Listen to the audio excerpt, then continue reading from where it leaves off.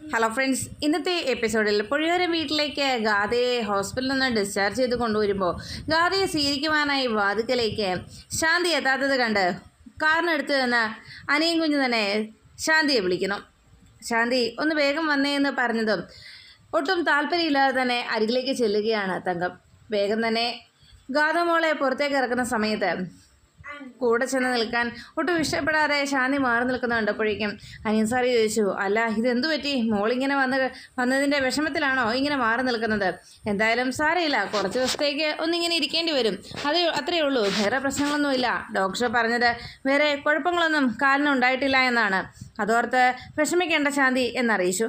എല്ലാം കേട്ട് കഴിഞ്ഞതും ആകെ ദേഷ്യത്തിൽ ഗാഥ തങ്കത്തെ നോക്കുമ്പോഴേക്കും അരികിലേക്ക് ചെല്ലാൻ മട്ടടിച്ച് ഗാഥയുടെ അടുത്തേക്ക് ചെല്ലാൻ ഭയന്ന് മാറി നിൽക്കുന്ന തങ്കത്തോട് അടുത്ത് നിന്ന മോളിക്കുട്ടി പറഞ്ഞു, എന്തായാലും നമ്മുടെ കൃഷ്ണയെ ഭയപ്പെടുത്താൻ എത്തിയതല്ലേ, കയ്യിൽ ഇത്രയേറെ ക്രൂരതകളൊക്കെ ഉണ്ടെങ്കിലും ഒരു കാലൊടിഞ്ഞതിന്റെ വേദന നന്നായിട്ട് അനുഭവിക്കുന്നുണ്ട് എന്ന് മോളിക്കുട്ടി പറഞ്ഞു. ഉടനെ വീൽ ചെയറിൽ കൊണ്ടുചെന്ന് ഇരുത്തി ഗാഥയെ അകത്തേക്ക് കൊണ്ടുപോകുന്നു. വേദന കാരണം ഗാഥ നിലവിളിക്കുന്നത് കണ്ട് മോളിക്കുട്ടി ആസ്വദിച്ചങ്ങനെ നിന്നു. അപ്പോഴാണ് അനിയൻ സാറ് പറഞ്ഞത്, അതെ മോൾക്ക് എന്തെങ്കിലും ഭക്ഷണം കൊടുക്കണം ശാന്തി, അറിയാലോ ഹോസ്പിറ്റലിലെ ഭക്ഷണമൊന്നും അത്രയ്ക്കൊന്നും മോൾക്ക് ഇഷ്ടപ്പെട്ടില്ല, അതുകൊണ്ട് നന്നായി ഭക്ഷണം കൊടുക്കണം മോൾക്ക്. ഞാൻ എന്തായാലും ഇപ്പൊ വരാമെന്ന് പറഞ്ഞു വേഗം തന്നെ പുറത്തേക്ക് അനിയൻ സാറ് പോയ തക്കത്തിന് മോൾക്കുട്ടി അകത്തേക്ക് വന്ന് തങ്കത്തോട് പറഞ്ഞു, അതെ അമ്മേ, അറിയാവല്ലോ കൃഷ്ണയ്ക്ക് ഇഷ്ടമുള്ള ഭക്ഷണങ്ങൾ വേണം ഉണ്ടാക്കി കൊടുക്കാൻ. ഈ സമയത്ത് ഇങ്ങനെ ഒരു സാഹചര്യത്തിൽ കൃഷ്ണയ്ക്ക് ഏറ്റവും കൂടുതൽ ഇഷ്ടം കഞ്ഞിയും പയറും കഴിക്കാനാണ്. അല്ലെങ്കിൽ കഞ്ഞിയും ചമ്മന്തിയോ അല്ലെങ്കിൽ പുഴുക്ക്, ഇതിലേതെങ്കിലും അവൾ താല്പര്യപ്പെടുള്ളൂ. അതുകൊണ്ട് അത് തന്നെ ഉണ്ടാക്കി കൊടുത്താൽ മതി, വേറൊന്നും നോക്കണ്ട എന്ന് പറഞ്ഞു. എല്ലാം കേട്ട് കഴിഞ്ഞതും ആകെ ദേഷ്യത്തോടെ അങ്ങനെ നോക്കുന്ന ഗാഥയെ അടുത്തിരുന്ന് മോളിക്കുട്ടി പറഞ്ഞു, അതെ നീ ഞങ്ങളുടെ കൃഷ്ണയെ കൊല്ലാനായിട്ട് വന്നതല്ലേ, നിന്നെ ഇവിടെ ഇട്ട് കൊല്ലാക്കൊല ചെയ്യുന്നത് എങ്ങനെയാണെന്ന് ഞാൻ കാണിച്ചു തരാമെന്ന് പറഞ്ഞ് മോളിക്കുട്ടി ദേഷ്യത്തോടെ അവിടെ നിന്ന് പോകുന്നു. മോളിക്കുട്ടിയുടെ സംസാരം എല്ലാം കഴിഞ്ഞ് ആകെ വിഷമിച്ച് ഗാഥ വേഗം തന്നെ സിതാരയെ വിളിക്കണം. താൻ ഇവിടെ പുഴയോരത്ത് ആ അനിയൻ സാറിന്റെ വീട്ടിലെത്തിയെന്നും അയാൾക്ക് എന്നോട് വലിയ കാര്യമാണെന്നും, പക്ഷെ ആ മോളിക്കുട്ടി ഉണ്ടല്ലോ കൃഷ്ണയുടെ കൂട്ടുകാരി, അവളും ആ അമ്മയെ ചതിച്ച ആ ശാന്തി ഉണ്ടല്ലോ, അവർ രണ്ടുപേരും കൂടി എന്നെ ഇവിടെ ഇട്ട് കൊല്ലാകൊല ചെയ്യാനുള്ള നീക്കത്തിലാണ്. അതുകൊണ്ട് അമ്മ എത്രയും വേഗം ഇവിടെ വന്ന് എന്നെ കൂട്ടിക്കൊണ്ടു പോകണം. എന്റെ കാലിന് ഇങ്ങനെ ഒരു അവസ്ഥയായതുകൊണ്ടാ, അല്ലെങ്കിൽ ഞാൻ അമ്മയെ വിളിക്കില്ല, എത്രയും പെട്ടെന്ന് ഞാൻ അമ്മയ്ക്ക് അരികിലേക്ക് എത്തില്ലായിരുന്നോ. അതുകൊണ്ട് മമ്മി എത്രയും വേഗം ഇവിടെ വന്ന് എന്നെ കൂട്ടിക്കൊണ്ട് പോകണമെന്ന് പറയുമ്പോ അത് കേട്ടതോടെ സിതാര പറഞ്ഞു, മോളെ ഞാൻ എങ്ങനെ അവിടെ വരിക, എന്താ അതിനൊരു ഒരു പരിഹാരം എന്ന് മമ്മിക്ക് അറിയില്ല, മമ്മി നോക്കട്ടെ എന്ന് പറഞ്ഞതും ഗാഥ പറഞ്ഞു, മമ്മി വേഗം എത്തിയില്ലെങ്കിൽ പിന്നെ എന്റെ ഇവിടെ നിന്ന് എന്നെ ജീവനോടെ കൊണ്ടുപോകാൻ പറ്റുമെന്ന് മമ്മിക്ക് നോക്കണം, മമ്മി തോന്നണ്ട എന്നറിയിച്ചു. എല്ലാം കേട്ട് കഴിഞ്ഞതോടെ സിതാരയ്ക്കാകെ വിഷമമായി. ഫോൺ വെച്ച ഉടനെ സിതാര സിനിയോട് പറഞ്ഞു, സിനി വേഗം റെഡിയാകും, നമുക്ക് ഇപ്പൊ തന്നെ പുറപ്പെടണം, ഇനി മറ്റൊന്നും ആലോചിച്ചിട്ട് കാര്യമില്ല. അത് കേട്ടതോടെ സിനി ചോദിച്ചു, അല്ല എങ്ങോട്ടാ മേഡം, നമ്മൾ എവിടെ പോകുന്ന കാര്യാ എന്ന് ചോദിച്ചിട്ടും വേറെ എവിടെയാണ്, ഗാഥമോളെ ഹോസ്പിറ്റലിൽ നിന്ന് ഡിസ്ചാർജ് ചെയ്ത് വീട്ടിലേക്ക് കൊണ്ടുപോയി. അത് കേട്ടതോടെ സിനി ചോദിച്ചു, അപ്പൊ എങ്ങോട്ടേക്കാ മേഡം നമ്മൾ പോകുന്നത്? വേറെങ്ങോട്ടാ, ആ പുഴയോരം വീട്ടിലേക്ക് തന്നെ, ഇനി മറ്റൊന്നും ആലോചിച്ചിട്ട് കാര്യമില്ല, എത്രയും വേഗം ഗാഥമോളെ അയാളുടെ അരികിൽ നിങ്ങൾ കൊണ്ടുപോകണം. അറിയാമല്ലോ ഗാഥമോള് പറഞ്ഞിട്ടുള്ള കാര്യങ്ങളൊക്കെ ഞാൻ നേരത്തെ പറഞ്ഞിട്ടുള്ളതല്ലേ, അവളുടെ പപ്പായെ നേരിൽ കണ്ടു കഴിഞ്ഞാൽ അന്ന് അയാളെ ചെയ്യാൻ പോകുന്ന കാര്യങ്ങൾ എന്തൊക്കെയാണെന്ന് ഇപ്പൊ തന്നെ കൃഷ്ണമോളെ അപായപ്പെടുത്താൻ അവൾ ശ്രമിച്ചു. ഇനി മുന്നിൽ നിൽക്കുന്നതാണ് അവളുടെ അച്ഛനെന്നുള്ള സത്യം അവൾ തിരിച്ചറിഞ്ഞാൽ ഒരുപക്ഷെ അയാളെ അവൾ കൊല്ലാൻ ശ്രമിച്ചേക്കും. അങ്ങനെ ഒരു ശ്രമം ഉണ്ടായാൽ ശ്രീനിവാസൻ വെറുതെ വിടുമെന്ന് തോന്നുന്നുണ്ടോ? ശ്രീനിവാസ തീർച്ചയായിട്ടും എന്റെ മോളെ അപായപ്പെടുത്തും, അതെനിക്ക് ഉൾക്കൊള്ളാൻ കഴിയുന്ന കാര്യമല്ല. അതുകൊണ്ട് എത്രയും വേഗം എന്റെ മോളെ ആപത്തിൽപ്പെടാതെ അവിടുന്ന് രക്ഷപ്പെടുത്തണം, അതിനുവേണ്ട കാര്യങ്ങൾ ചെയ്തേ പറ്റൂ. അതുകൊണ്ട് സിനി വേഗം തന്നെ നമുക്ക് പോകണമെന്ന് സിതാര അറിയിച്ചു. ശരി ഇപ്പൊ തന്നെ ഇറങ്ങാമെന്ന് സിനി സമ്മതിക്കുമ്പോൾ കൃഷ്ണയുടെ ഫോണിലേക്ക് നവീന്റെ കോള് വന്നു. ഇത് കണ്ട സുനന്ദ കോൾ അറ്റൻഡ് ചെയ്യാതെ കൃഷ്ണയെ വിളിച്ചിട്ട് പറഞ്ഞു, മോളെ ഇത് കണ്ടോ, മോൾക്ക് വളരെ വേണ്ടപ്പെട്ട ഒരാൾ വിളിക്കുന്നുണ്ട് എന്ന് പറഞ്ഞപ്പോ കൃഷ്ണ അരിയിലേക്ക് വന്നിട്ട് ചോദിച്ചു, അതിനെന്താ, വേണ്ടപ്പെട്ട ആളെ വിളിക്കുന്നെങ്കിൽ അത് സുനന്ദേച്ചിക്ക് എടുക്കാമല്ലോ, എന്നിട്ട് എന്താ സുനന്ദേച്ചി കോൾ എടുക്കാത്തത് എന്ന് ചോദിച്ചപ്പോഴേക്കും, എനിക്ക് വേണ്ടപ്പെട്ട ആളാണോ ആർക്ക് വേണ്ടപ്പെട്ട ആളാണെന്ന് ഇതൊന്ന് നോക്കിക്കേ എന്ന് പറഞ്ഞ് ഫോൺ കയ്യിലേക്ക് കൊടുത്തപ്പോൾ നവീൻ എന്ന കണ്ടു. ഇത് കണ്ടതോടെ കൃഷ്ണ പറഞ്ഞു, ഇതിപ്പോ അച്ഛനോട് എന്തെങ്കിലും സംസാരിക്കാനായിട്ട് വിളിച്ചതായിരിക്കും എന്ന് പറഞ്ഞതും എന്താണെന്ന് ആർക്കറിയാം, എന്തായാലും നീ കോൾ എടുക്ക എന്ന് പറഞ്ഞ് സുനന്ദ അവിടെ നിന്ന് പോയി. ഉടനെ കൃഷ്ണ കോൾ എടുത്തതും ഹലോ എന്ന് പറഞ്ഞതോടെ കൃഷ്ണ എന്ന് വിളിച്ചപ്പോ എന്തോ എന്ന് കൃഷ്ണ വിളി കേട്ടു.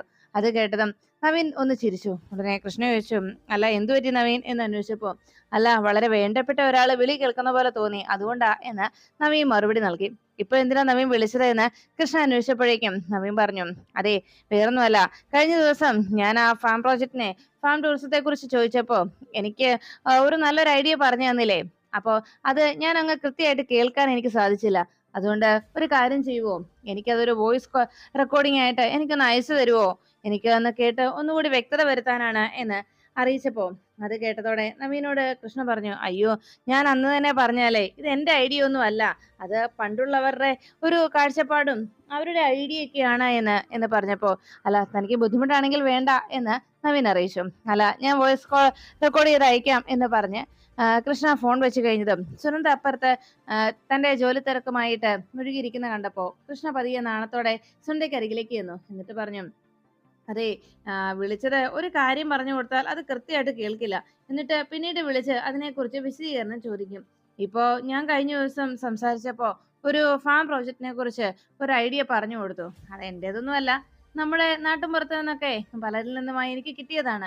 അത് ഞാൻ പറഞ്ഞു കൊടുത്തപ്പോ അത് കൃത്യമായിട്ട് കേട്ടില്ല, അതിപ്പോ വോയിസ് റെക്കോർഡ് ചെയ്ത് അയച്ചു കൊടുക്കാനാ പറഞ്ഞിരിക്കുന്നത്. അതൊന്നും താൻ കേട്ടില്ല എന്ന ഭാഗത്ത് സുനന്ദ അങ്ങനെ ഇരിക്കുന്ന കണ്ടപ്പോ കൃഷ്ണ അരികിലേക്ക് എന്നിട്ട് പറഞ്ഞു, അതെ അത് പറയാൻ വേണ്ടി ഇങ്ങോട്ട് വിളിച്ചതെന്നാ ഞാനിപ്പോ പറഞ്ഞത് എന്ന് പറഞ്ഞ് ഗൗരവത്തോടെ കൃഷ്ണ പറയുമ്പോ സുനന്ദ പറഞ്ഞു, അയ്യോ അതിനിപ്പോ ഞാനൊന്നും പറഞ്ഞില്ലല്ലോ, ഞാനൊന്നും ചോദിച്ചില്ലല്ലോ എന്ന് ചോദിച്ചതും സുനന്ദ പെട്ടെന്ന് കൃഷ്ണയെ നോക്കി ഒരു കള്ളച്ചിരിയിരിച്ചു. അല്ല എന്തിനാ ഈ ചിരിക്കുന്നേ എന്ന് കൃഷ്ണ അന്വേഷിച്ചപ്പോഴേക്കും, അല്ല ഇപ്പൊ ഒരാള് ഫോൺ വിളിച്ചതിന്റെ കാര്യം ഇപ്പൊ എന്താന്ന് ഒന്ന് പറഞ്ഞല്ലോ. യഥാർത്ഥത്തിൽ ആ കോള് വന്നതിൽ ആർക്കാ സന്തോഷമെന്നും ശരിക്കും സന്തോഷവാനായിരിക്കുന്നത് ആരാണെന്നും അങ്ങനെ ഒരു കോള് വരാൻ കാത്തിരിക്കുന്നിരുന്നത് ആരാണെന്നും ഒക്കെ എനിക്ക് ഈ മുഖം കണ്ടാൽ മനസ്സിലാക്കാം എന്നറിയിച്ചു. അത് കേട്ടതോടെ കൃഷ്ണ ചോദിച്ചു, അല്ല അങ്ങനെ പറഞ്ഞത് അല്ല കവളും ഒക്കെ തുടുത്തിരിക്കുന്നതും ചുമന്ന് തുടുത്തിരിക്കുന്നതിന്റെ കാരണമൊക്കെ എന്താണെന്ന് ആർക്കാ മനസ്സിലാകാത്തത്. അതെ ഈ സ്നേഹം ഉള്ളിടത്താ ഇതുപോലുള്ള വിളിയും പറച്ചിലൊക്കെ ഉണ്ടാവുക. ചില ആളുകളൊക്കെ മറ്റുള്ളവരുടെ കണ്ണിൽ പെടാതെ അങ്ങ് പാതാളത്തിലേക്ക് പോയി ഒളിക്കുന്ന പോലെ പോകും. പക്ഷേ കാണാനും സംസാരിക്കാനും ആഗ്രഹമുള്ള ആളുകൾ, യഥാർത്ഥ സ്നേഹമുള്ളവർ അവരെ തേടിപ്പിടിച്ച് പിന്നാലെ എത്തും. അതാണ് ഇവിടെ നടക്കുന്നത് എന്ന് പറഞ്ഞപ്പോ ഇത് കേട്ട കൃഷ്ണ ശരിയാണോ എന്ന് സുനന്ദയോട് ചോദിച്ചു. അതെ ഇപ്പൊ എന്നെ വിളിച്ചതിന്റെ കാരണം എന്താണെന്ന് ഞാൻ പറഞ്ഞതല്ലേ, അല്ലാതെ എന്നോട് സംസാരിക്കാനൊന്നും അല്ല നവീൻ വിളിച്ചതെന്ന് കൃഷ്ണ പറയുമ്പോ സുനന്ദ പറഞ്ഞു, ആയിക്കോട്ടെ അങ്ങനെയൊക്കെ ഇപ്പൊ പറഞ്ഞാൽ മതി. പക്ഷെ ഇപ്പൊ വിളിച്ചതിന്റെ സന്തോഷം ആരുടെ മുഖത്തും ഇല്ല എന്നുള്ളത് ഇവിടെ ഇപ്പൊ അങ്ങനെ പറയേണ്ട കാര്യമില്ല. ശരിക്കും ഇവിടെ ആ സന്തോഷം ഒരാളുടെ മുഖത്ത് നല്ല വൃത്തിയായിട്ട് എനിക്ക് കാണാൻ കഴിയുന്നുണ്ട് എന്നൊക്കെ പറഞ്ഞുകൊണ്ട് സുനന്ദ കൃഷ്ണയെ കളിയാക്കുമ്പോ ഇത് കേട്ട കൃഷ്ണ പറഞ്ഞു, സുനന്ദേച്ചിക്ക് എന്തെങ്കിലും ഒരു കാര്യം കിട്ടിയാൽ മതി, വെറുതെ മനുഷ്യനെ കളിയാക്കാനായിട്ട് എന്ന് പറഞ്ഞ് കുറുമ്പ് കാണിച്ച് കൃഷ്ണ അവിടെ നിന്ന് പോയി. ഈ സമയത്ത് ഗാഥയ്ക്കുള്ള ഭക്ഷണവുമായിട്ട് കഞ്ഞിയും പുഴുക്കുമായ ചമ്മന്തിയുമായി തങ്കം മുറിയിലേക്ക് വന്നു. ഗാഥ അതെടുത്തത് ഇതെന്താ ഇത് എന്ന് ചോദിച്ചു. ഇത് നിനക്ക് കഴിക്കാനുള്ളതാണെന്നും ഈ കഞ്ഞി എടുത്ത് കുടിച്ചോളാനായിട്ട് തങ്കം പറയുമ്പോഴേക്കും അത് ഇഷ്ടപ്പെടാതെ ഗാഥ നോക്കുകയാണ്. അതെ ഇതൊന്നും എനിക്ക് ഇഷ്ടമല്ല നിങ്ങളോട് പറഞ്ഞതല്ലേ എന്ന് ചോദിച്ചപ്പോ തങ്കം അരികിലേക്ക് വന്നിട്ട് പറഞ്ഞു, അതെ മര്യാദയ്ക്ക് ഇരുന്നോണം, ഇവിടെ കിടന്ന് ബഹളമൊന്നും വെക്കണ്ട. അതെ ഒരു കാര്യം ഞാൻ പറയാം, എന്റെ കൃഷ്ണമോളെ കൊല്ലാൻ നോക്കിയോളാ നീ, എന്റെ കൃഷ്ണമോളെ കൊല്ലാനായിട്ട് ആളെ കൂട്ടിക്കൊണ്ട് വന്നവൾ, എന്നിട്ട് ഇപ്പൊ നിനക്ക് കഞ്ഞി വേണ്ടെന്നോ, മര്യാദയ്ക്ക് ഇത് കുടിച്ചോ, എനിക്ക് ഇത്രയൊക്കെ നിനക്ക് വേണ്ടി ചെയ്യാൻ പറ്റൂ എന്ന് പറഞ്ഞു. അപ്പോഴാണ് അവിടേക്ക് ശ്രീനിവാസ് കയറി വന്നത്. അല്ല ഇതെന്താ മോൾക്ക് ഭക്ഷണം കൊടുത്തിട്ട് മോള് കഴിക്കാതിരിക്കുന്നത് എന്താ, നല്ല കഞ്ഞിയും ചമ്മന്തിയാണല്ലോ, മോൾക്ക് ഇഷ്ടമുള്ളതൊക്കെ തന്നെയല്ലേ, അപ്പൊ എടുത്ത് കഴിക്കുമോളെ എന്ന് പറഞ്ഞ് ശ്രീനിവാസ് അത് കയ്യിലേക്ക് വെച്ചു കൊടുത്തു. ശ്രീനിവാസ് കയ്യിലേക്ക് അതെടുത്ത് കൊടുത്തത് കണ്ട് ഉടനെ ശ്രീനിവാസ് കയ്യിലെടുത്ത് കൊടുത്തതും ഗാഥ അത് കഴിക്കാൻ കൂട്ടാക്കാത്തത് കൊണ്ട് വേഗം ഗാഥയുടെ ആ സങ്കടം കണ്ടിട്ട് ശ്രീനിവാസ് തങ്കത്തോട് പറഞ്ഞു, അതെ ശാന്തി എന്റെ മോളുടെ കയ്യിലെ ഇഞ്ചക്ഷൻ എടുത്തോണ്ടാന്ന് തോന്നുന്നു, അതുകൊണ്ട് കോരി കുടിക്കാൻ കഴിയുന്നില്ല, ശാന്തി ഒന്ന് എടുത്തു കൊടുത്തേ എന്ന് പറഞ്ഞു. അപ്പോഴാണ് തങ്കം പറഞ്ഞത്, അതെ ഇപ്പോ കൊഞ്ചലിച്ചിരി കൂടുന്നുണ്ട് എന്ന് പറഞ്ഞതും ശ്രീനിവാസ് ചിരിച്ചുകൊണ്ട് പറഞ്ഞു, അവള് കൊഞ്ചട്ടനെ, അവൾ ഇപ്പോഴും നമുക്ക് കൊച്ചുകുട്ടി തന്നെയല്ലേ എന്ന് പറഞ്ഞ് തങ്കത്തിനോട് ഭക്ഷണം എടുത്തു കൊടുക്കാൻ ശ്രീനിവാസ് അറിയിച്ചു. ഉടനെ തങ്കം ആ പ്ലേറ്റ് കയ്യിൽ വാങ്ങിച്ച് ഗാഥയ്ക്ക് കഞ്ഞി വാരി കൊടുത്തു. ഇത് കണ്ടുകൊണ്ട് തന്നെ ശ്രീനിവാസ് പറഞ്ഞു, അതെ മോൾക്ക് ഇത് ഇഷ്ടമായില്ലെങ്കിലേ മോള് പറഞ്ഞാൽ മതി, അച്ഛൻ വേറെന്തെങ്കിലും പുറത്തു പോയി മേടിച്ചോണ്ട് വരാം, ഒരു 10 മിനിറ്റ് മോൾക്ക് ഇഷ്ടമുള്ളത് അച്ഛൻ കൊണ്ട് തരാം എന്ന് പറഞ്ഞപ്പോഴേക്കും തങ്കം പറഞ്ഞു, അതെ അനിയ സാറേ എന്തായാലും ഈ കാലിലെ ഈ കെട്ടൊക്കെ ഒന്ന് അഴിക്കുന്നത് വരെ ഭക്ഷണത്തിന്റെ കാര്യത്തിൽ അനിയൻ സാർ ഇടപെടാതിരിക്കുന്നതാ നല്ലത് എന്ന് പറഞ്ഞപ്പോ, ഓ ആയിക്കോട്ടെ, അല്ലേലും ഈ അമ്മമാരൊക്കെ അങ്ങനെയാ. ആർക്കെങ്കിലും ഒരു വീഴ്ച വന്നു കഴിഞ്ഞാൽ അവരുടനെ ഈ കഞ്ഞിയും പയറുമായിട്ട് ഓടിയെത്തും. അത് നമ്മുടെ ട്രഡീഷണൽ ആയിട്ടുള്ള ഒരു ഭക്ഷണം തന്നെയാണല്ലോ. അപ്പോ അതിലും ഗുണം വേറൊന്നിനും ഉണ്ടാവുകയുമില്ല. അതുകൊണ്ട് ഒരു കുഴപ്പവും ഇല്ല എന്ന് പറഞ്ഞ് ശ്രീനിവാസ് അത് കഴിച്ചോളാനായിട്ട് പറഞ്ഞിട്ട് ഗാഥയുടെ അടുത്ത് കുറച്ചു നേരം നോക്കിയിരുന്നു. ഗാഥ മനസ്സോടെ അത് കഴിച്ചോണ്ട് അങ്ങനെ നിൽക്കുമ്പോഴേക്കും ശ്രീനിവാസ് പറഞ്ഞു, അതെ അച്ഛൻ ഇപ്പൊ വരാട്ടോ, ഒരു സർക്കാർ ഓർഡർ പണ്ട് കിട്ടിയ ഒരു പേപ്പർ ഉണ്ട്, അത് തപ്പിക്കൊണ്ടിരിക്കുക. അച്ഛൻ അത് എടുത്തിട്ട് ഇപ്പൊ തന്നെ വരാമെന്ന് പറഞ്ഞ് ശ്രീനിവാസ് അവിടെ നിന്ന് പോയി.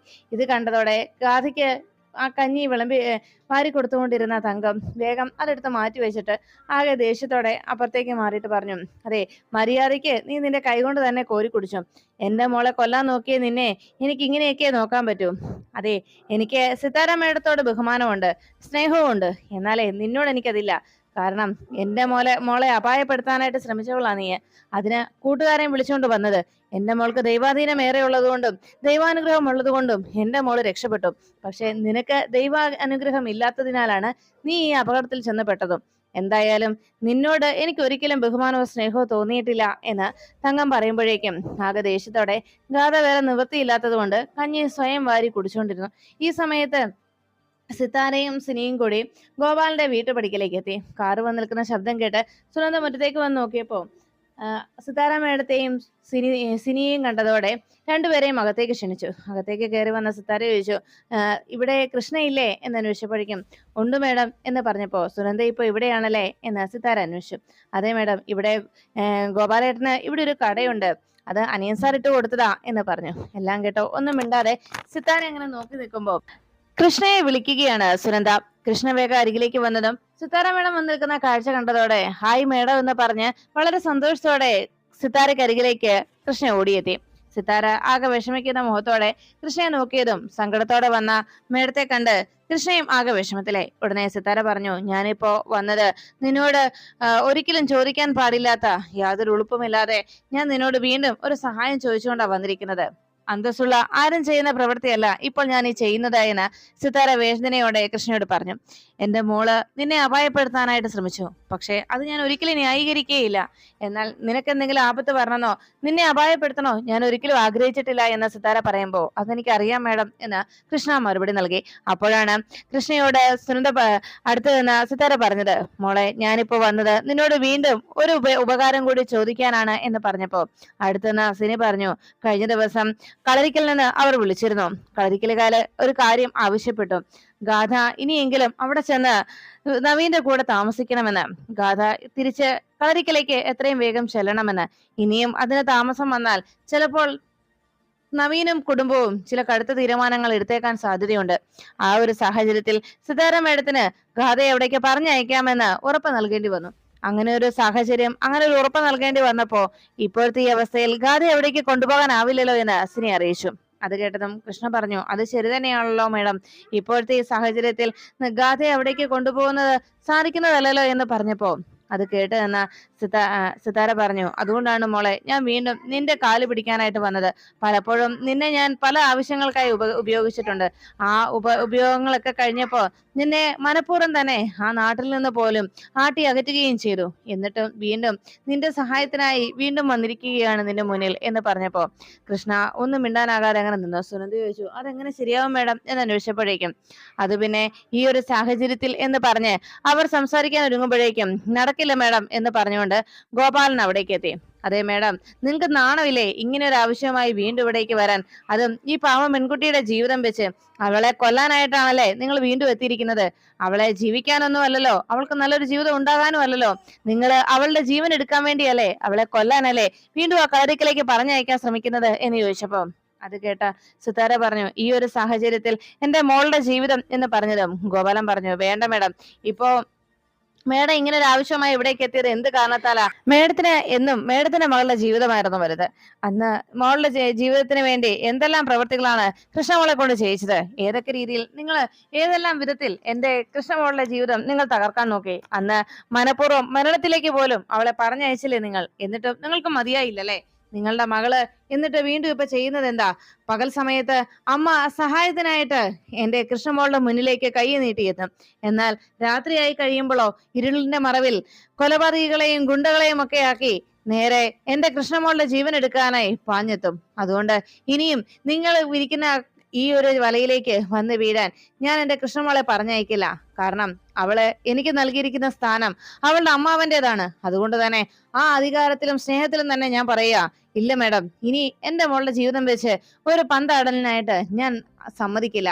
അവള് എങ്ങോട്ടും വരുന്നില്ല എന്ന് പറഞ്ഞപ്പോ ഗോപാലൻ മാമ എന്ന് ഉറക്കെ കൃഷ്ണ വിളിച്ചു. അപ്പോഴേക്കും ഗോപാലൻ പറഞ്ഞു, വേണ്ട മോളെ, ഇനിയും നീ ഇവരുടെ ചതിക്കുഴിയിൽ ചെന്ന് വീഴാൻ ഞാൻ സമ്മതിക്കില്ല. മോളൊന്നും പറയണ്ട. നീ ഇപ്പോഴും ഇവരുടെ ഔദാര്യത്തിലല്ല നീ ജീവിക്കുന്നത്. ഇനി അന്ന് നീ കുറച്ച് പണം ഇവരുടെ കയ്യിൽ നിന്ന് സ്വീകരിച്ചിട്ടുണ്ട്. അതിനുള്ള ഉപകാരവും അതിന്റെ ഏറെ നീ ചെയ്തു കഴിഞ്ഞിരിക്കുന്നു. എന്നാൽ ഇനിയും ഇവര് നിന്നെയും ഉപയോഗിക്കാനായിട്ട് വന്നാൽ അന്ന് നീ കൈപ്പറ്റിയ ആ പണം ഇപ്പോൾ ഇവർക്ക് വേണമെങ്കിൽ തിരിച്ചു കൊടുക്കാം. അതല്ലെങ്കിൽ അതിന്റെ ഇരട്ടി വേണമെങ്കിലും പലിശ അടക്കം വേണമെങ്കിലും നിനക്കിപ്പോൾ തിരിച്ചു കൊടുക്കാവുന്ന സാഹചര്യത്തിലാണ്. അതുകൊണ്ട് ഇനിയും ആ പണത്തിന്റെ കണക്കും പറഞ്ഞ് എന്റെ മോളെ മുതലെടുക്കാൻ വന്നാൽ അതിന് ഞാൻ സമ്മതിക്കില്ല എന്ന്. അതുകൊണ്ട് മേഡത്തിന് ഇവിടെ നിന്ന് പോകാമെന്ന് അറിയിച്ചപ്പോ ഗാഥ കണ്ണീര് ഇതെല്ലാം കേട്ടുവെന്ന് സിത്താര പറഞ്ഞു. ഗോപാലൻ പറഞ്ഞ എല്ലാം ശരി തന്നെയാ. എന്റെ മോളുടെ ജീവിതത്തിന് വേണ്ടി തന്നെയായിരുന്നു ഞാൻ ഈ പ്രവൃത്തികളൊക്കെ ചെയ്തു കൂട്ടിയത്. അവൾക്ക് നല്ലൊരു ജീവിതം കിട്ടണമെന്ന ആഗ്രഹം കൊണ്ട്, എന്റെ മോളുടെ ഭാവി സുരക്ഷിതമാകണമെന്ന ചിന്തയോടെ. അതുകൊണ്ട് തന്നെയാണ് അന്ന് മരിക്കുമെന്ന് പോലും ഉറപ്പുണ്ടായിട്ടും അന്ന് കൃഷ്ണയെ ഞാൻ ആ സർപ്പക്കളത്തിലേക്ക് പറഞ്ഞയച്ചത്. പക്ഷേ ഇപ്പോ ഞാൻ വന്നതും അതേ ഉദ്ദേശത്തോടു കൂടി തന്നെയാണ്. എനിക്ക് മനസ്സിലാവുന്നുണ്ട് നിങ്ങൾ പറഞ്ഞതൊക്കെ സത്യമാണ്. ഗോപാലൻ പറഞ്ഞതും ചെയ്തതുമൊക്കെ സത്യമായിട്ടുള്ള കാര്യങ്ങൾ തന്നെയാ. ഞാൻ വന്നതും അപേക്ഷിച്ചതുമൊക്കെ എന്റെ മോളുടെ നല്ല ഭാവിക്ക് വേണ്ടിയാണ്. അതുകൊണ്ട് ഇനി ഞാൻ വരില്ല എന്ന് പറഞ്ഞ് കണ്ണീരോടെ സിത്താര അവിടെ നിന്ന് മടങ്ങുന്നു. ഈ കാഴ്ച കണ്ട് വേദനയോടെ നോക്കി നിൽക്കുകയാണ് കൃഷ്ണ. അപ്പോഴേക്കും സിത്താരയും സിനിയും ഗാഥയെ കാണുവാനായി നേരെ പുഴയോരം വീട്ടിലേക്ക് വന്നെത്തി. അവിടെ ശ്രീനിവാസ പുറത്തു പോയ സമയത്തായിരുന്നു അവിടേക്ക് സിത്താര എത്തിയത്. സിത്താര ഗാഥയുടെ മുറിയിലേക്ക് സിത്താരയെ തങ്കം തന്നെ കൂട്ടിക്കൊണ്ടു പോന്നു. അവിടെ ഗാഥക്കരികിലേക്ക് സിത്താര വന്നത് ഗാഥ സങ്കടത്തോടെ സിത്താരയോട് പറഞ്ഞു, മമ്മി എത്രയും വേഗം എന്നെ ഇവിടെ നിന്ന് കൂട്ടിക്കൊണ്ട് പോയേ പറ്റൂ. എനിക്കിവിടെ നിൽക്കാൻ വയ്യ മമ്മി. ഇവരെല്ലാവരും കൂടി എന്നോട് പ്രതികാരം വീട്ടാൻ തയ്യാറായി നിൽക്കുകയാണ് എന്നെല്ലാം സങ്കടത്തോടെ സിത്താരയോട് പറയുമ്പോ, മോളെ, ഈ സാഹചര്യത്തിൽ നിന്നെ ഞാൻ എങ്ങനെ ഇവിടെ നിന്ന് കൊണ്ടുപോവുക എന്ന് സങ്കടത്തോടെ സിത്താരയും അന്വേഷിച്ചു.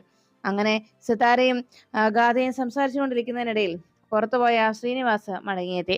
കാറിന്റെ ശബ്ദം കേട്ടതും തങ്കം വന്ന് വേഗം നോക്കിയപ്പോ അനിയൻ സാർ വരുന്നു എന്ന് കണ്ടതോടെ വേഗം തങ്കം ഓടിയെത്തി സിത്താരയോട് പറഞ്ഞു, മേഡം, അനിയൻ സാർ വരുന്നുണ്ട്, വേഗം മേഡം ഇവിടുന്ന് പോകണം എന്ന് പറഞ്ഞതും അനിയൻ സാർ വന്ന് കയറുന്നതിന് മുൻപ് തന്നെ അവിടുന്ന് അവരെ പുറത്തിറക്കണമെന്ന ചിന്താഗതിയിൽ പിന്നാമ്പുറത്തുകൂടി സിത്താരയും സിനിയെയും വിളിച്ചുകൊണ്ട് ശാന്തി പുറത്തേക്ക് ഇറങ്ങി വരുമ്പോ ശ്രീനിവാസ് കാറിൽ നിന്നിറങ്ങി പതിയെ ഉമ്മറപ്പടിയിലേക്ക് കയറുന്നേ ഉണ്ടായിരുന്നുള്ളൂ. ഈ സമയത്ത് പിന്നിലൂടെ വരുന്ന തങ്കത്തെയും സിത്താരയെയും ശ്രീനിവാസ് കാണാനിടയായി. ശ്രീനിവാസ് പകയോടെ അവർക്കരികിലേക്ക് ചെന്ന് സിത്താരയെ വീട്ടിൽ വീണ്ടും കയറ്റിയത് എന്തിനാണെന്നും തന്റെ മോളെ ഇനി സിത്താര കാണാൻ വരാൻ പാടില്ല എന്നും അതിനൊരു സഹായവും ശാന്തിയുടെ ഭാഗത്തുനിന്ന് ഉണ്ടാകരുതെന്നും ശ്രീനിവാസ് ശാന്തിയെ താക്കീത് ചെയ്ത് സിത്താരയെ അവിടുന്ന് നാണം കെടുത്തി പറഞ്ഞയക്കുന്നു. സങ്കടത്തോടെ തിരിച്ചു പോകുന്ന ആ സമയത്ത് സിത്താര തങ്കത്തോട് ഒരു കാര്യം കൂടി ആവശ്യപ്പെട്ടിരുന്നു. ഏതു വിധേനയും കൃഷ്ണയെ ഞങ്ങൾക്കൊപ്പം പറഞ്ഞയക്കണമെന്ന്. ഗാഥയുടെ ജീവിതം തകർന്നു പോകാതിരിക്കാനായി അങ്ങനെ ഒരു സഹായം കൂടി നീ ചെയ്തു തരണമെന്ന് തങ്കത്തോട് സിത്താര ആവശ്യപ്പെട്ടപ്പോ ഇക്കാര്യം കൃഷ്ണയെ വിളിച്ച് തങ്കം അറിയിച്ചു.